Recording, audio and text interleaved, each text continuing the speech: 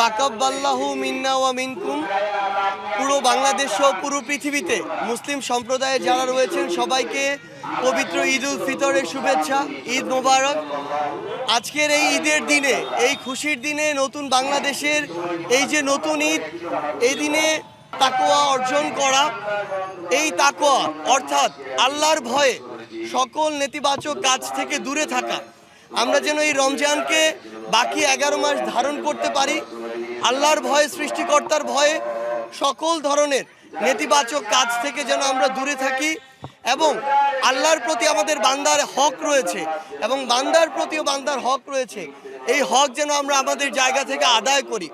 এবং আরেকটি গুরুত্বপূর্ণ বিষয় হচ্ছে, পুরো পৃথিবীতে মজলুম অনেক মুসলিম আমাদের ভাই বোনের আজকে আমাদের মতো করে ঈদ করতে পারছেন না। আমাদের ফিলিস্তিনের মুসলিম ভাইরা, উগ্র সাম্প্রদায়িক কিছু ভারতে হিন্দুত্ববাদী মানুষ রয়েছেন, যেখানে আমাদের মুসলিম ভাইরাও মজলুম। আজকে আমাদের মধ্যপ্রাচ্যের অনেক দেশে মুসলিম ভাইরা মজলুম হিসেবে রয়েছেন। আমাদের দেশে মিয়ানমারের অনেক মজলুম ভাইরা রয়েছেন।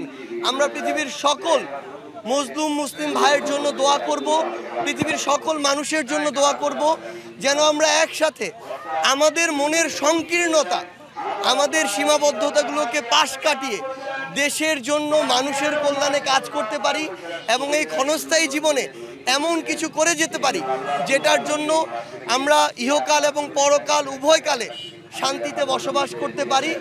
এই কামনা করছি। বাংলাদেশের সকল মানুষকে স্বৈরাচার বিরোধী যে আমাদের আন্দোলন, এই আন্দোলন পরবর্তী এই নতুন বাংলাদেশ, ফ্যাসিস্ট মুক্ত নতুন বাংলাদেশে ঈদের শুভেচ্ছা। ঈদ মোবারক।